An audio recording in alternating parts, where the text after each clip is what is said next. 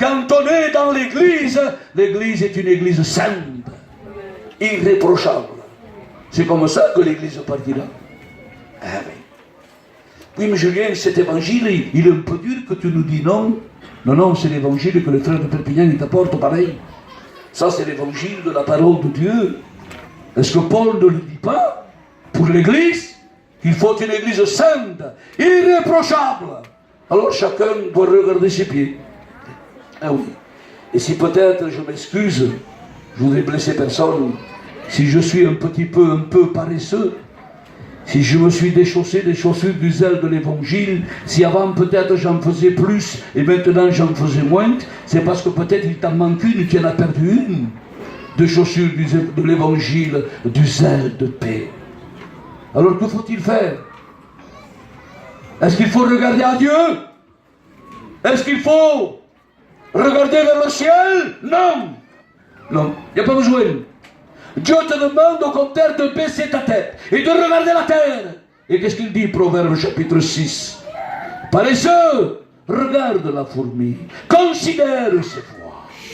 Ah, Dieu m'envoie, si je suis paresseux, vers la fourmi. Ah oui, pourtant le Seigneur, non, c'est de toi que j'ai besoin. Oui, mais prends l'exemple de la fourmi. Avez-vous remarqué les fourmis? Moi j'en ai plein. Pas dans la maison, dans le terrain. Il y a plein de fourmis. Alors ma compagne il y met des produits, des poudres et tout. Mais ça fait rien. Chaque jour, il y en a. Elles sont persévérantes. Et elles cherchent la nourriture. Eh bien, un chrétien, c'est pareil. Il ne peut pas se passer de cette réunion. Il ne peut pas se passer d'aller voir ceux qui ne viennent plus à la réunion. Ceux qui sont chaussés d'huile de l'évangile de paix, des sandales. Ils ne peuvent passer. Ça fait longtemps que ma soeur ne vient pas à la prière. Qu'est-ce qu'il se passe? Il y a un problème. On s'inquiète. On n'est pas bien. Pourquoi? Les frères et les sœurs qui font cela, c'est parce qu'ils sont bien chaussés des sandales, des chaussures, du zèle de l'évangile. Alors ce soir, si tu es toujours zélé, merci Seigneur et que Dieu te bénisse. Le chef de l'armée de l'Éternel était là. Et il fallait aucun interdit pour qu'il y ait la victoire sur Jéricho. Aucun interdit. Si tu veux avoir une victoire dans ta vie, je ne dis pas que dans ton cœur il y a de l'interdit, non. Moi je regarde mon cœur premièrement. Mais s'il y a peut-être quelque chose qui ne glorifie pas le Seigneur, ça peut arriver, ça peut nous arriver. On n'est que des hommes. Eh bien, n'essayons plus d'avancer, ni de prier, ni de faire ceci. Non, arrête-toi, réfléchissons et regardons aux profondeurs de notre cœur. Et s'il y a quelque chose à ôter, n'aie pas peur de demander à Dieu, Seigneur, tu es mon chirurgien. Vas-y, Seigneur. Vas-y, Seigneur, enlève-le, tant pis. Même si ça me fait du mal. Mais Seigneur, je veux te servir à toi. Dieu donne cet ordre à Josué. Ôte tes souliers de tes pieds. Je vais terminer. Dieu est un Dieu d'ordre. Il met chaque chose à sa place. Il ne pourra jamais se servir de toi si tu n'acceptes pas d'ôter tes souliers. Eh oui, c'est comme ça. Les sandales du zèle de l'évangile ne s'adapteront jamais sur tes propres chaussures. Mais elles s'adapteront à tes pieds. Oui.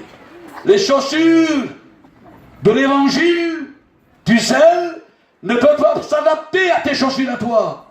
Elles s'adapteront à tes pieds. Et quand on les a dans nos pieds, je sais que tu les as. Nous avons des anciennes, des anciens qui ne cessent de prier le Seigneur. Ah oui. Je connaissais une ancienne. Elle est auprès de Dieu maintenant. Vous auriez pu passer 10 fois, 20 fois devant sa fenêtre. Vous l'entendez toujours en train de prier.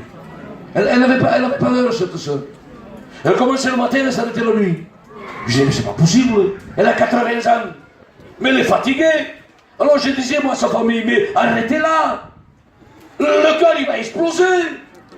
Mais elle ne pouvait pas se passer de prier. Et une fois, et je lui ai posé une question à cette sœur à un âge. Je lui ai dit, mais ma soeur, comment vous faites pour prier longtemps comme cela? Vous ne pourriez pas me donner quelques conseils? Il me dit, mais qu'est-ce que tu veux que je fasse, mon petit? Qu'est-ce que tu veux que je fasse dans la journée? Mon mari, il était auprès de Dieu. J'ai mes enfants qui viennent, mais j'ai Jésus avec moi, donc je parle avec lui.